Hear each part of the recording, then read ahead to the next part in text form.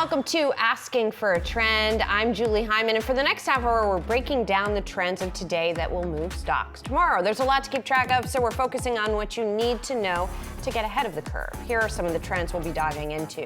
The last trading day of the week ends in the red. Wall Street watched carefully as the rising conflict between Israel and Iran left investors uneasy about oil prices and other market pressures, all major indices ending the session lower. And the Trump administration has its eye on that conflict as well, but it still has another major international issue to contend with: tariffs and trade policies, with China in particular. We're digging into the mounting diplomatic pressures facing Washington and the impact that is having on markets and the nation. And on a more playful Friday note, traditional toy makers are going the way of AI to keep kids entertained. Will it prove to be positive for their bottom lines? That remains to be seen. We'll be exploring the implications of high-tech toys.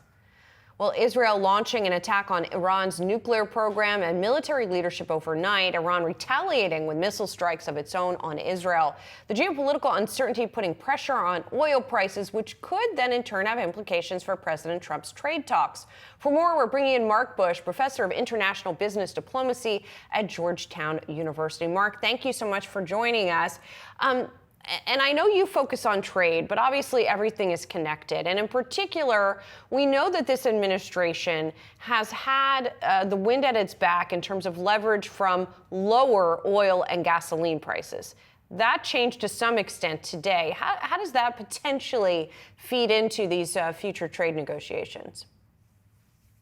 Everyone's looking for leverage. That's been the common theme of the recent negotiations, including with the UK, but especially with China. And so as you consider, for example, China looking to import potentially more energy, when you look at what should be expected with respect to the EU, all of these price fluctuations will have an impact on what Trump can credibly claim to be a source of leverage. And as someone who served in the Department of Commerce and in the Office of the U.S. Trade Representative, how do these things sort of play out? We've seen some frameworks for these agreements being put in place. But as these folks continue to negotiate, whether it's the U.S. and China or some of the other partner nations, give us a little insight into the nitty-gritty of how the negotiators are thinking about this and how it actually works in these rooms. So I was a cleared advisor on technical barriers to trade to Commerce and USTR for 6 years, and I got a chance to work with my committee on two big trade deals, neither of which came to fruition. These efforts today are not those. Those were real trade deals with a capital D. These are not trade deals with a capital D. It's almost hard to imagine them with a lowercase d. These are stopgap measures to avoid an escalation or to walk back from the brink. So these are very narrowly construed. They don't have nearly the input from a wide swath of advisors. This is really about walking back from the ledge. So, Marc, for people who are not as steeped in this as you, how do they know if it is a capital D deal, right? What should people be looking for to show us that this is more than just, a memorandum of understanding or a framework to have a deal at a later date? What does a real deal look like? So a real deal would be many chapters. Think about USMCA, which is some 35 chapters. Those chapters are on a wide range of issues, from health and safety standards, which are very popular to talk about these days as one of the key non-tariff barriers that the U.S. would like to deal with in our trade negotiations coming up. Intellectual property, digital trade, et cetera. Those are all chapters. We have texts, we have legal obligations. Right now, you're looking at troubleshooting. You're looking at, as in this past week, export restrictions and some means by which the Chinese share with us their rare earths. We share with them some software, some aerospace engine parts, et cetera.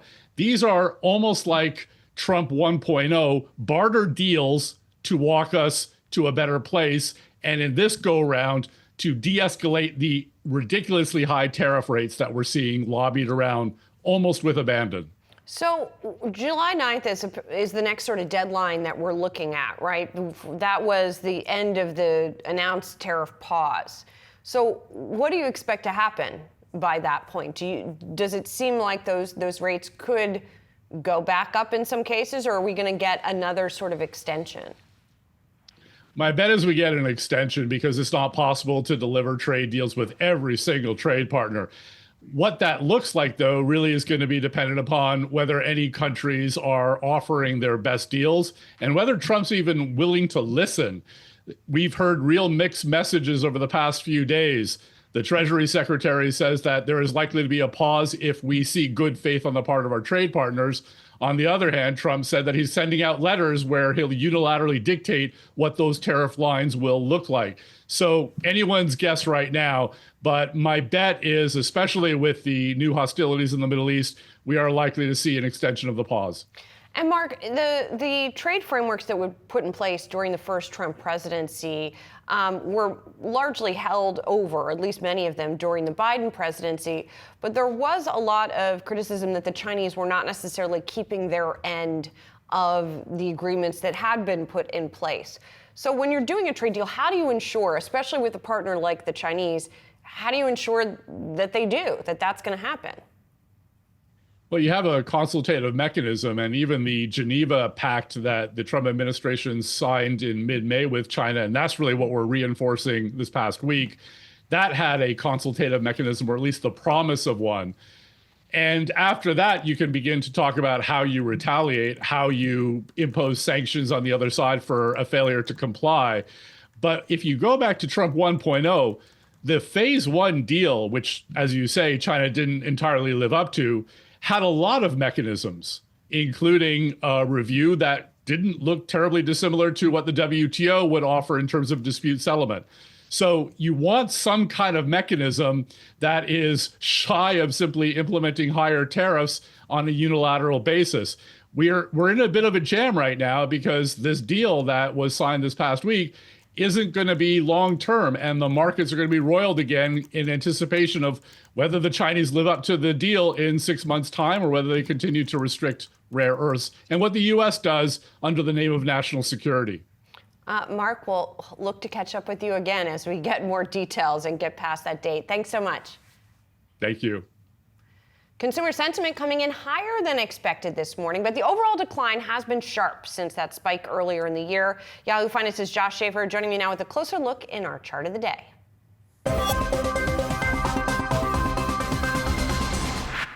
Americans are feeling better about the outlook for inflation. That was one of the key takeaways from the June preliminary reading of the University of Michigan's Consumer Sentiment Survey. So what we're looking at here is inflation expectations. They were at a 40-year high, their highest level since the early 1980s.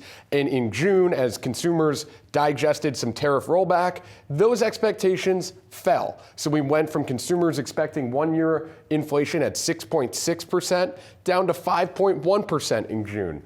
Interesting to point out that 5-year expectations also ticked down, those falling from 4.2 to 4.1%. But what I think is most interesting about this chart and why we're highlighting it as our chart of the day is it's really kind of one chart that tells the story of the market over the last month and a half and why stocks have risen. This is a story of better than feared data, right? We had fears that inflation would spike to one of its highest levels seen in decades. Now consumers are starting to feel better about that. We could substitute this chart with tariffs. We had tariff estimates soaring. Now they're coming back down. We could substitute this chart with recession probability. Recession probability soared. Now it's coming back down. So it is another example of better than feared data, sort of coming off that peak fear that we had in April, being one of the key things that's been driving us back near record highs for the S&P 500. I like that. So really, it's just one chart for everything. We can just keep running the same line over and over again for it all comes back. It always comes back to one chart, Julie. Okay, Josh, thanks a lot.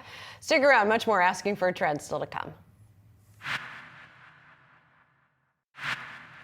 Stocks taking a dive amid heightened geopolitical tensions while oil prices surge to their highest level since January. For more on the trading day takeaways, let's get to Yahoo Finance's Jared Blickery. Jared, we had sort of a bifurcated week. Yes, I mean, everything looked, it was pretty good yesterday. Yeah. But we took a dive this morning, not surprisingly. Let me just chart this for you. It's not the end of the world. We're still pretty close to all-time highs in the major indices. VIX may be above 20. This is a sector action. Might as well start right here. So energy in the green today. Interestingly, as you pointed out this morning to me, Julie, energy was leading all week long, and crude oil was kind of getting bid up, and maybe there were some rumblings about this kind of action, about what we were going to see overnight beforehand. Nevertheless, energy the big winner this week. And then we've got some other defensive sectors also coming into the top fold. Healthcare, utilities, real estate, which is break even tech. Tech is definitely not defensive, but what took it on the chin here is financials. We saw especially regional banks, those took a hit today. Industrials took a hit. That has been the best performing sector of the year. And let's just get a quick tally on that. Year to date, industrials still taking the top spot there. But let me just chart the week action in the various indices. We'll start with the Nasdaq. That's up for 5 days. It was down 2/3%. You can see it kind of dipped into the red as of the close yesterday. So we had that nasty sell-off into the close. The peak of the week on Tuesday, that when we got ever so close to those record highs. S&P 500 also closing in the red, Dow as well. And the Russell 2000 was kind of close there, but it did finally close in the red over these 5 days. I did mention the VIX, so let's take a quick look at that. We got a pop, and it is above 20, not the end of the world, because I will show you the year to date, and then you will see we got that massive spike. Intraday, it hit 60 even, but we're just kind of ever so slightly off of those lows. And another thing, yesterday, Thursday, we did see a pop in the VIX despite stocks being up, and so that was kind of a clue that, sometimes that's a yellow flag, not a red flag. Yeah, definitely. Okay, we had a guest earlier today say to us that people don't just want to be in dollar-denominated assets right now. They want to be a little bit more diversified. Right. So what's going on with the dollar? Yeah, my initial thought when I saw the dollar, the Dixie this morning, and this is just an index, and it's a very old trade-weighted index, hasn't been adjusted in 40 years, so it's very heavily weighted with the euro. But here's the year-to-date in the dollar index, and it's up a whopping 0.3%. What you're going to notice is you can't even see that little pop today. Yeah. It is still at 3-year lows. And what was interesting was that yields were also up. And you were talking about this around the close. That means if yields are up, bonds were down. So if there's a haven flow into the dollar, what were they buying? They weren't buying stocks because stocks were down. They weren't buying bonds because bonds were down. Were they coming in to buy the U.S. dollar-denominated futures in gold? Or oil? Or oil? Yeah, that could be another one, because in order to buy WTI crude oil, you need to have dollars. So maybe that's the play right there. And let's just take a quick look at crude oil futures, because those got a huge jump. I mean, this is a year to date. I didn't even realize this. Crude oil now break even, just slightly positive on the year. And let's take a look at the 2-day price action. This was something like 14% at the highs. And when I've seen these spikes before, Julie, and you remember the Russian invasion of Ukraine, those huge spikes tend to be one-offs. And a lot of times you just kind of drift down from there. $73 oil is not a problem, especially if we come off of that. If it got up to 100 or much less 130, that's something to write home about, but we're not even close to that right now. Well, as we mentioned, the one group that's happy about that are the energy producers, and that's why we saw them gain. Yeah, and real quick, let's just check that out, because we have all the time in the world, I've been told. Oh, what's that? We don't have it.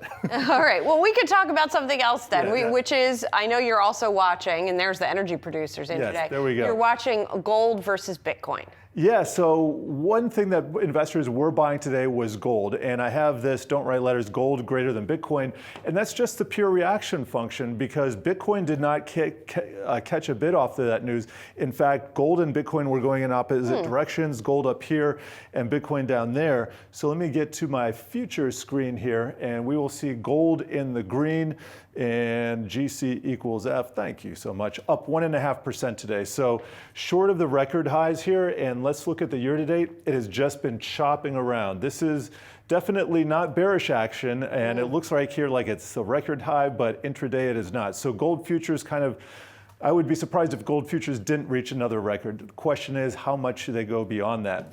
And then just to quickly wrap up this little thing in a bow, here's Bitcoin down 2/3%. It's not much, so it dipped below 105,000. This is another year-to-date chart, and it's been kind of chopping around in here. But the reaction overnight was just the opposite direction of gold. So what this tells me is Bitcoin is not quite, the digital gold is not quite equal to the physical gold. It's not a safety trade, so to speak. Might be an inflation trade, might be a risk-on trade, but yeah. Not that. All right, Jared, have a great weekend. Thank you, Julie. Stick around, we got more Asking for a Trend still to come. Mattel, the maker of Barbie dolls and Hot Wheels cars, is signing a deal with OpenAI to use its artificial intelligence tools to design its toys. For more on what that means for the industry, we're bringing in James Zahn, editor-in-chief at The Toy Book and senior editor at The Toy Insider. James, good to see you. And when I saw this news, immediately I thought of you because I was curious to get your take on what this means and if this is going to be sort of the new normal for the toy industry. Hello, thanks for thinking of me with this. And yeah, AI has been a hot topic within the toy industry now for about 3 or 4 years. Mattel started dabbling in it a few years ago for some packaging and things. They were using the Adobe suite of products at the time, but the OpenAI deal certainly raised a few eyebrows yesterday morning. And so, have we seen, in your view, a successful marriage in any of the toy makers, either using the generative AI to develop toys or the toys sort of successfully incorporating AI elements? So I think you've probably seen some stuff that has used AI in the creative process, and it just hasn't been out there as an advertised sort of thing. As far as a successful marriage on the consumer front, in 2023 or so, we saw a first wave, if you will, of AI-enabled toys, and those did not do very well. But what I think's happened now is that the technology has advanced so quickly, and it's advancing as we're having this conversation. It continues to move. I think that the deal with OpenAI really signals a huge leap forward for Mattel, because the first major toy maker to sort of crack the code with incorporating AI, not just in the development of their products. And when we think about play, not just toys and games, but the experience of play and what that could mean, it's all being reinvented. Whoever cracks that first, and maybe it's going to be Mattel here, they're going to be hailed as a pioneer because AI is not going away. It's here to stay. We need to learn to use it. So, I don't know if our puny human brains can imagine, but what are some possibilities of how we could see this play out? Is it going to mean, the playing and toys are radically reinvented? Does it mean new features? What should we be looking for? I have a variety of takes on this. First, think about your core toys. Can Barbie talk to He-Man? Can Skeletor go out there and have an adventure with Polly Pocket and converse with them, not only themselves, but with the child? And can they do that in a safe manner? Can you have a magic 8-ball, and instead of those few stock answers, can it do something that's more personalized? Can you take a game like Uno and incorporate an AI player into it? There's a lot of potential. And I also think, too, beyond the typical toys, games, and experiences, there's also the live entertainment element, like the LBE, the location-based experience. Can that somehow merge with the physical play experiences? And I think that's what we're going to see going forward, because there's a lot of technology that the consumers don't really know about yet, and it's moving so quickly. So I have a really strong feeling that OpenAI and Mattel have something up their sleeves that they're not telling us yet. Oh, interesting. I don't know if it's Skeletor talking to Polly Pocket, but I eagerly await that day. You sort of touched on this, and that is the safety element, of course, right? Where, a lot of different states, as well as on the federal level, they're trying to figure out how to regulate all of this. But it's really sensitive when it comes to kids, right? So, there's obviously also potential safety issues if you've got these toys interacting with kids and you've got artificial intelligence. So, I'm sure there are concerns in the industry, and there's awareness and sensitivity to that issue. Absolutely. There are a ton of concerns and a bunch of regulations. And then, of course, there are new regulations that are going to have to be made, because AI is sort of, as we love to say, the Wild West of the moment. And a few years ago, and if you back it up, maybe even a decade ago, when the first Bluetooth-enabled toys and Wi-Fi-enabled toys came on board, there were concerns there. There were some security holes. Some folks got into some trouble because of that, and they had to go back to the drawing board. I expect AI is going to have that too, because some of the some of the toys we played with in 2023 when they were really just testing the market. And these weren't major toy makers. They were sort of the mid-tier was testing the waters. There were a few that seemed very GPT driven, and that sort of opened up some icky possibilities, I guess you could say. But because we're talking about such a reputable company that has an 80-year legacy, which is Mattel, Right. I really doubt that they're going to put their name on something that's not well thought. Right. And some of the folks that are involved with this, have a really strong track record. And a strong motivation to not screw it up. James, it's great to see you. Have a good weekend. Absolutely. You too. Thank you. Looking ahead to next week's earnings, the name we're watching include Lennar, La-Z-Boy, and Smith & Wesson. Let's start with Lennar releasing its second quarter results Monday. The home builder looking to increase new orders by 8% from last year, in line with its emphasis on sales volume over price and margin. The company's gross margin, by the way, sitting at 18%. That's their guidance, at least. It could come under pressure due to weak demand, leading the company to emphasize incentives to reach delivery goals this year. Next up, we got La-Z-Boy announcing its fourth quarter results Tuesday. The furniture company estimating $558 million in revenue, though La-Z-Boy's annual revenue has declined 8% over the past 2 years, highlighting potential issues with market positioning. And Smith & Wesson releases its fourth quarter results Wednesday, revenue estimated at $558 million. Outlook for revenue growth in the future is just about flat. That's a wrap on today's Asking for a Trend. Be sure to come back Monday at 4:30 p.m. Eastern for all the latest market-moving stories affecting your wallet. Have a great weekend.